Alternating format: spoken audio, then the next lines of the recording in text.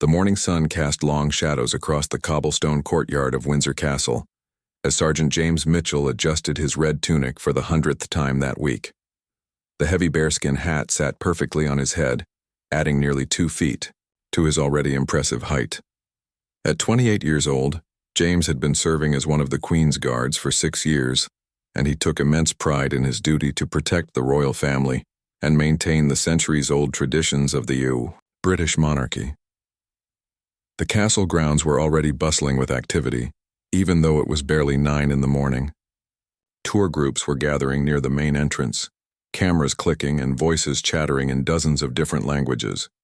James had seen it all before: the excited children pointing at his uniform, the elderly tourists sharing stories about previous visits, and the inevitable stream of visitors who seemed to think the guards were nothing more than living statues placed there for their entertainment. As he took his position at the main gate, James could feel the familiar weight of responsibility settling on his shoulders. His rifle was perfectly positioned, his boots polished to a mirror shine, and his expression set in the stoic mask that had become second nature to him.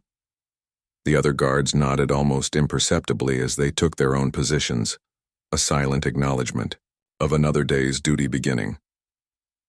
The first wave of tourists arrived shortly after the gates opened to the public. James watched from the corner of his eye as they spread out across the courtyard, their excitement palpable.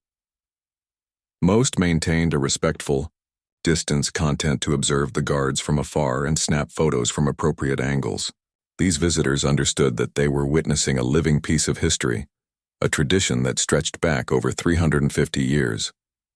But as the morning progressed, James noticed a particular group that seemed different from the rest.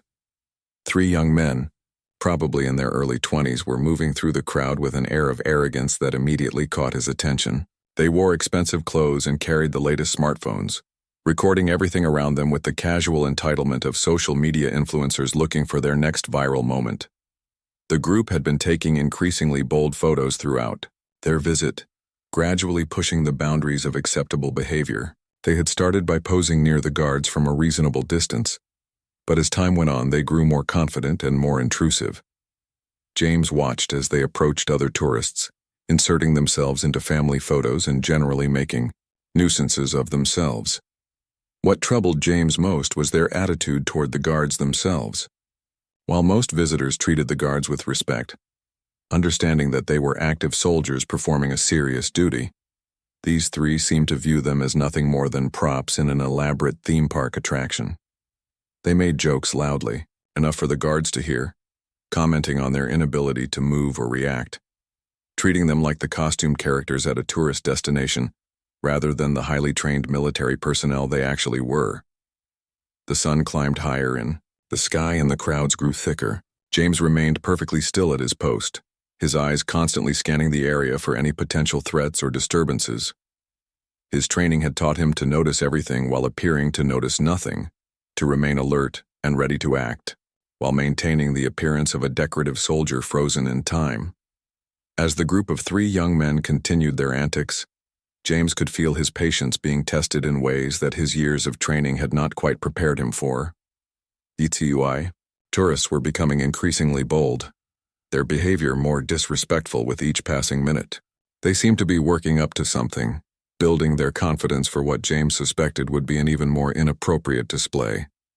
The morning air was crisp and clear, perfect for the dozens of tourists who were now filling the courtyard.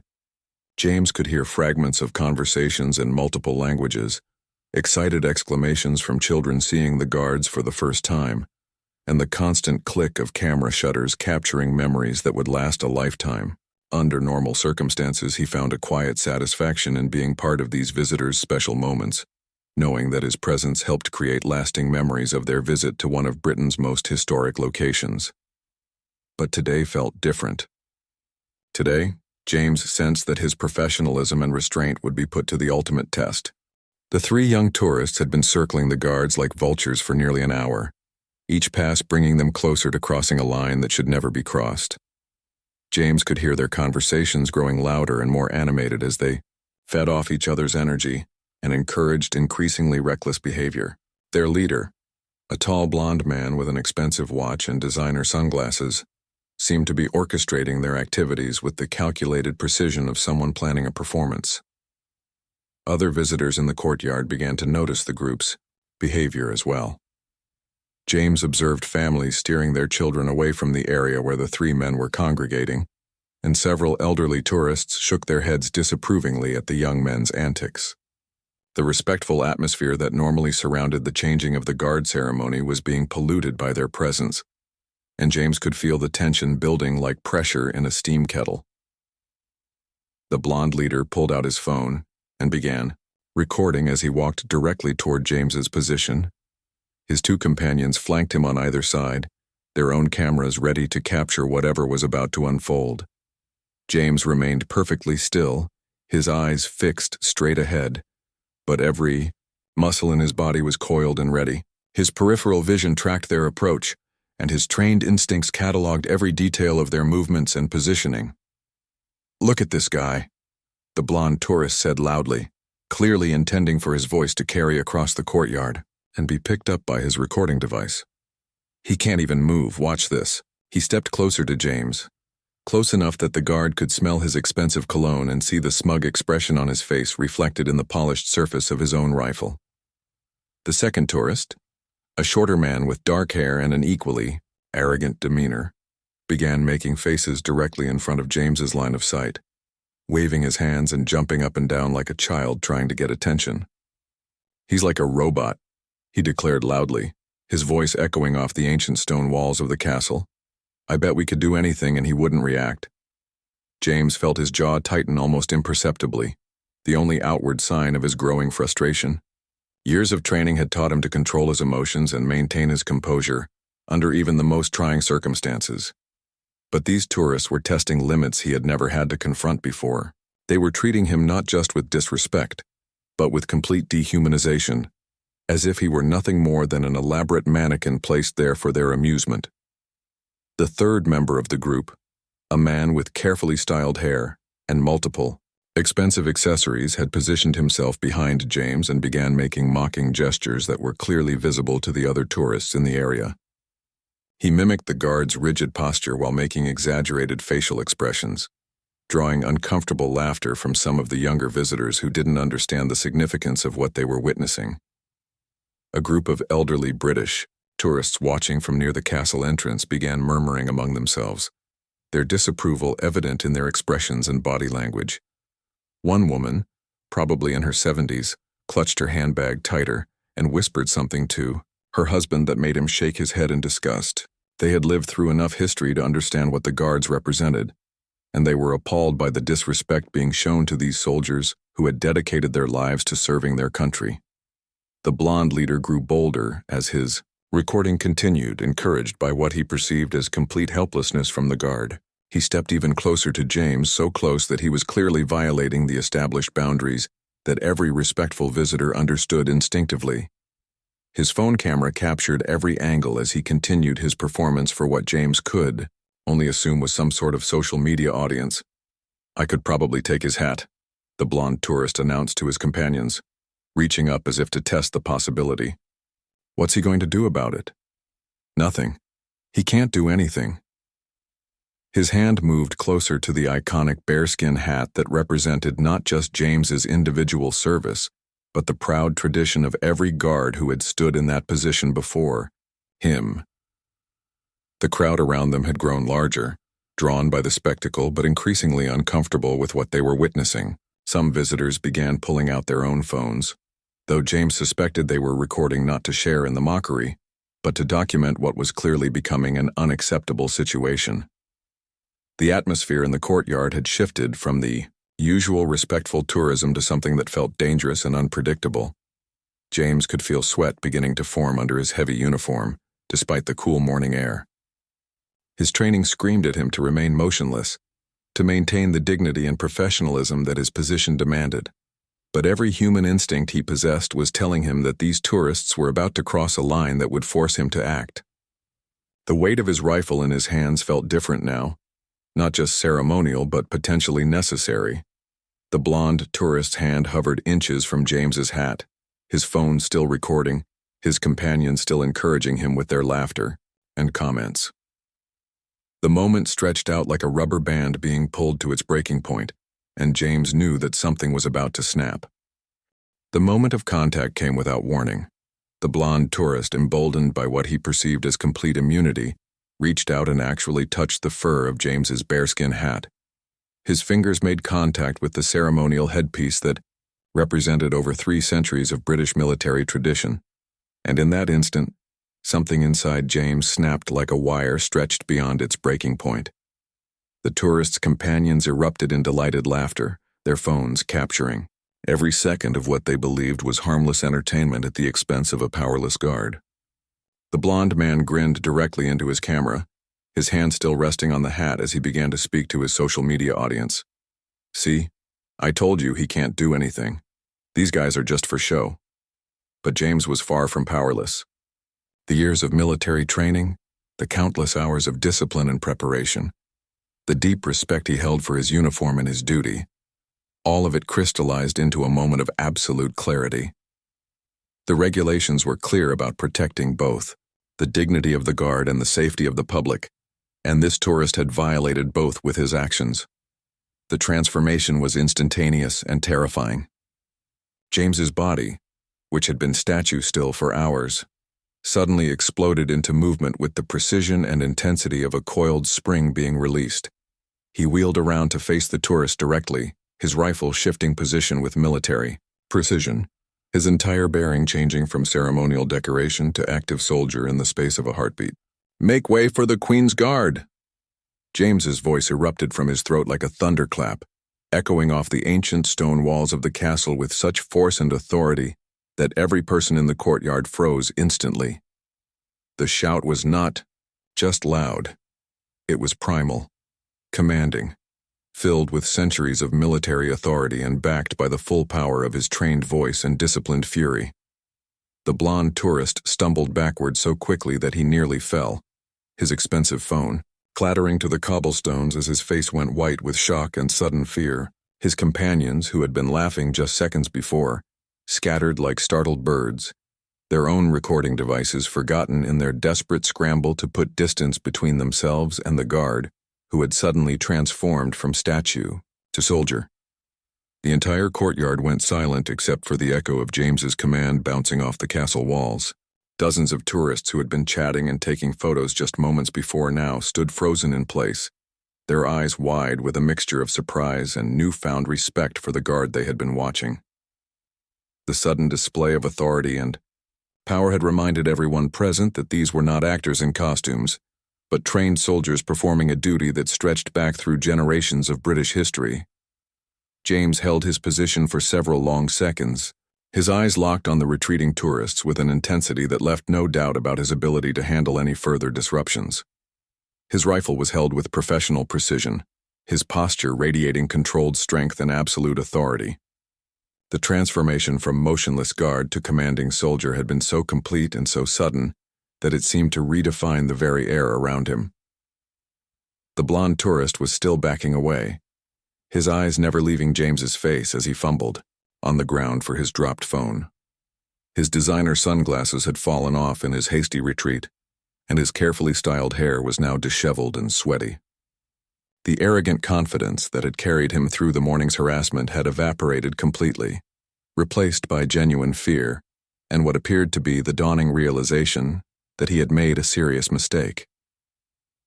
Other guards in the area had taken notice of the commotion, their own postures subtly shifting to show increased alertness and readiness to support their colleague if necessary. The professional network that connected all the guards was now fully activated, creating an invisible barrier of military discipline and shared purpose that surrounded James and reinforced his authority. The crowd of tourists began to move with new respect and awareness, giving the guards significantly more space than they had before. Parents pulled their children closer and spoke to them in hushed, serious tones about the importance of respecting the soldiers. The elderly British tourists who had been disapproving of the behavior earlier now nodded with satisfaction, their faith in the system restored by James's decisive action.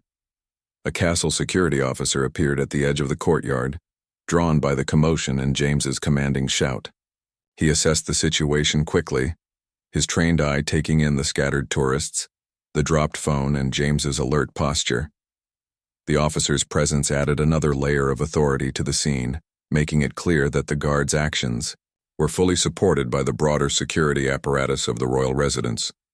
James gradually returned to his ceremonial position, his movements precise and controlled, as he resumed his statue-like stance. But something had fundamentally changed in the atmosphere around him. The tourists in the courtyard now looked at him and his fellow guards with genuine respect, and perhaps a touch of healthy fear, understanding for the first time that these were not decorative figures, but real soldiers with real authority and the training to use it when necessary. The aftermath of James's explosive command continued to ripple through the courtyard like waves, spreading from a stone dropped in still water. The 3 tourists who had been causing the disturbance were now huddled near the castle entrance, their earlier bravado completely gone as they whispered urgently among themselves. The blonde leader kept glancing back at James with a mixture of embarrassment and lingering fear, his expensive phone clutched tightly in his shaking hands. Word of the incident was already beginning to spread among the other visitors. James could hear fragments of excited conversations as tourists shared what they had witnessed with newcomers arriving for the later tours. The story was growing with each telling, but the core message remained the same. The Queen's guards were not to be trifled with, and anyone who showed them disrespect would face immediate and decisive consequences. A family of American tourists approached the area where James stood, but with notably different behavior than the morning's troublemakers. The parents spoke to their children in quiet, respectful tones, explaining the importance of the guards and the history they represented. The children listened with wide eyes, clearly impressed by both the story of James's shout and the imposing figure he cut in his full ceremonial dress. The castle security officer had finished his brief conversation with the 3 tourists and was now making his way across the courtyard. James watched from his peripheral vision as the man approached, recognizing him as Officer Davies, a veteran of the castle security team who had worked alongside the guards for nearly a decade. Davies was known for his fair but firm handling of tourist incidents, and his presence usually meant that any situation would be resolved professionally and thoroughly. "Everything under control here, Sergeant Mitchell?" Davies asked quietly, positioning himself so that their conversation wouldn't be overheard by the nearby tourists. His tone carried both professional inquiry and what sounded like approval for how James had handled the situation.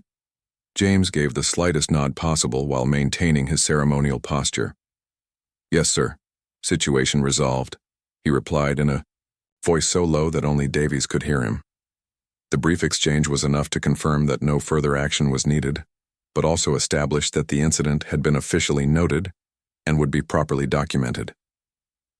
Davies glanced back toward the 3 tourists, who were still lingering near the entrance but showing no signs of causing further trouble. "They've been spoken to," he said simply. "I don't expect any more problems from that particular group." His words carried the weight of experience and authority, and James felt a sense of satisfaction knowing that the disruptive visitors had been properly addressed. As Davies moved away to continue his rounds, James noticed that the entire dynamic of the courtyard had shifted. The tourists were still taking photos and enjoying their visit, but there was now a palpable sense of respect and appropriate distance being maintained around all the guards. The invisible boundaries that proper visitors had always understood were now clearly visible to everyone, reinforced by the morning's dramatic demonstration of consequences. An elderly gentleman approached the area where James stood, moving slowly with the aid of a walking stick.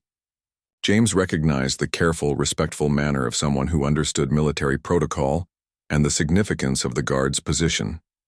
The man stopped at an appropriate distance and stood quietly for several minutes, his weathered hands folded over his walking stick as he observed the ceremonial changing that was beginning to take place. "Served in the Royal Navy myself," the old man said quietly, speaking just loud enough for James to hear, but not expecting a response. 43 years. Good to see the traditions maintained with proper dignity." He touched the brim of his hat in a small salute before moving away, leaving James with a sense of connection to the broader military community that his service represented. The morning sun was now approaching its peak, and the scheduled changing of the guard ceremony was about to begin. James could hear the distant sound of the band preparing for their march across the courtyard, the familiar rhythm of drums, and the tuning of instruments that signaled the approaching pageantry. The timing was perfect. The earlier incident had been resolved, order had been restored, and now the full majesty of the ceremony could proceed without disruption. As the new guard detail began their approach march, James felt a deep sense of satisfaction settling over him. He had faced a serious challenge to his authority and the dignity of his position, and he had responded with exactly the right combination of restraint and decisive action. The incident would become part of the stories told about the Queen's Guards, another example of their professionalism and dedication to their duties. The three troublesome tourists were nowhere to be seen now, having apparently decided to continue their castle tour in other areas where their behavior would be less likely to attract unwanted attention. James suspected that they had learned a valuable lesson about respect and appropriate behavior, though he doubted they would be sharing the full story of their morning's activities on their social media accounts. The courtyard was now filled with respectful visitors who understood exactly what they were witnessing and how they should conduct themselves in the presence of the Queen's Guards. The morning's drama had served as an educational moment for everyone present, reinforcing the importance of tradition, respect, and proper behavior in one of Britain's most historic and significant locations. The changing of the guard ceremony proceeded with flawless precision, each movement choreographed through centuries of tradition and executed with the mathematical accuracy that had made the British military famous around the world. James felt the familiar surge of pride as he participated in the ancient ritual. His earlier confrontation with the disruptive tourists now transformed into just another example of his commitment to protecting the dignity and traditions of his service. As the ceremony concluded and James was officially relieved of his post, he maintained his rigid composure until he was completely out of public view.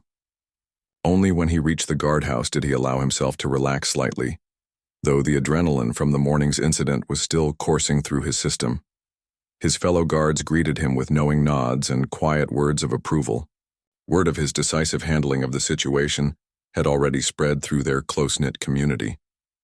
"Heard you gave those tourists quite a shock," said Corporal Williams, a younger guard who had been on duty at the East Gate during the incident. His tone carried both admiration and curiosity about the details of what had transpired. "Davies said your shout probably scared them more than a fire alarm would have." James allowed himself a small smile as he began the careful process of removing his ceremonial uniform. "Sometimes a reminder about respect is necessary," he said simply, his voice carrying the satisfaction of a job well done. "They seem to forget that we're soldiers first, tourist attractions second." The story of the incident was already beginning to spread beyond the immediate guard community.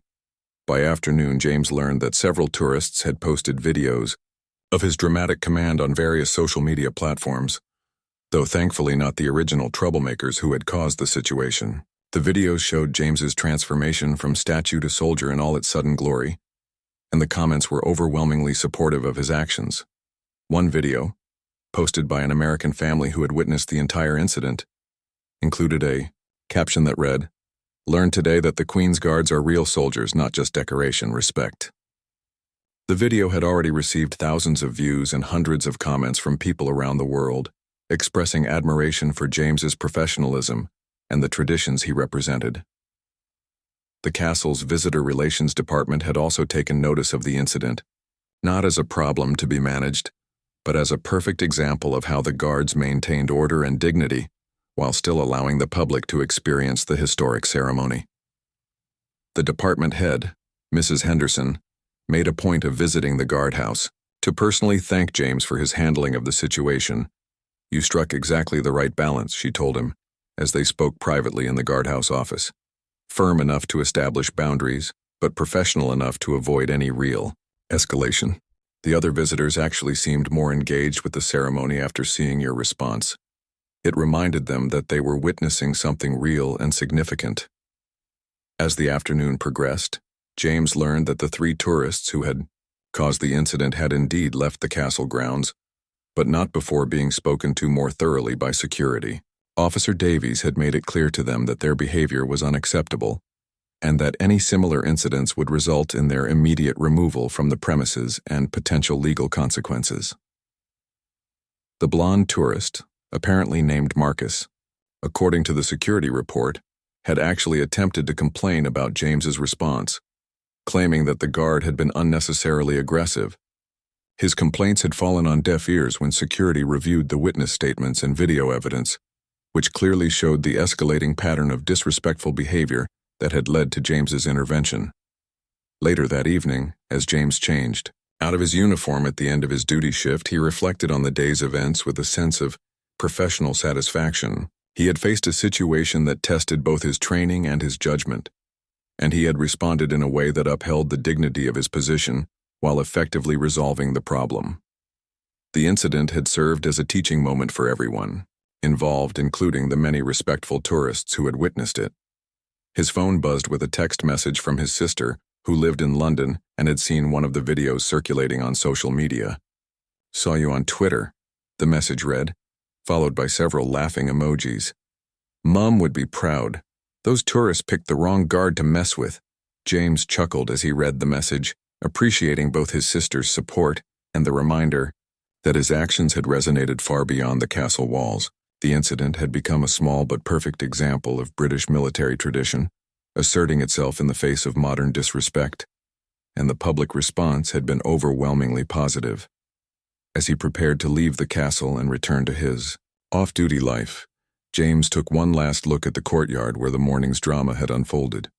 Evening tourists were now walking respectfully through the area, their behavior noticeably different from the entitled attitude displayed by the earlier troublemakers. The lesson had been learned, the boundaries had been re-established, and the ancient traditions of the Queen's Guard continued unchanged. 3 weeks after the incident, James had settled back into his normal routine of ceremonial duties and guard rotations, but the impact of that morning continued to reverberate in unexpected ways. The video of his commanding shout had gone viral across multiple social media platforms, accumulating millions of views and spawning countless reaction videos and commentary pieces about the role and importance of the Queen's Guards. The incident had sparked a broader conversation about respect for military traditions and the treatment of service members who performed ceremonial duties. Travel blogs began featuring articles about proper etiquette when visiting royal locations, and tour guides started incorporating James's story as an example of why visitors should maintain appropriate behavior around the guards. James had received dozens of messages through various channels, from fellow service members around the world congratulating him on his handling of the situation, to historians and military enthusiasts praising his defense of centuries-old traditions. One particularly touching message came from a retired colonel who had served in the same regiment 40 years earlier, expressing his pride in seeing the standards and dignity of the Guard maintained by the current generation. The 3 tourists who had caused the original incident had become something of an internet sensation themselves, though not in the way they had probably intended. Their social media accounts, which security had identified during the investigation, showed a pattern of similar disrespectful behavior at various tourist locations around Europe. The exposure from the Windsor incident had led to criticism of their conduct at other historic sites, creating consequences that extended far beyond their brief encounter with James. Castle management had implemented new visitor guidelines partly inspired by the incident, though they were careful to frame them as reminders rather than new restrictions. Signs now clearly explained the active military role of the guards and the importance of maintaining respectful distances, while tour guides received updated training on how to better prepare visitors for appropriate behavior during their visits. James found himself occasionally recognized by visitors who had seen the viral video, though he maintained his professional demeanor and rarely acknowledged the attention while on duty. Off duty, however, he had begun to appreciate the positive impact the incident had created, particularly in educating people about the real significance of the Queen's Guards and their role in protecting British heritage. The story had even reached international military communities, with James receiving invitations to speak at military academies about maintaining dignity and professionalism under pressure. While he hadn't accepted any of these opportunities yet, he was considering how he might use the platform to educate people about the important work performed by ceremonial guards around the world. 6 months later, James was promoted to staff sergeant, an advancement that his superiors attributed partly to his exemplary handling of the tourist incident.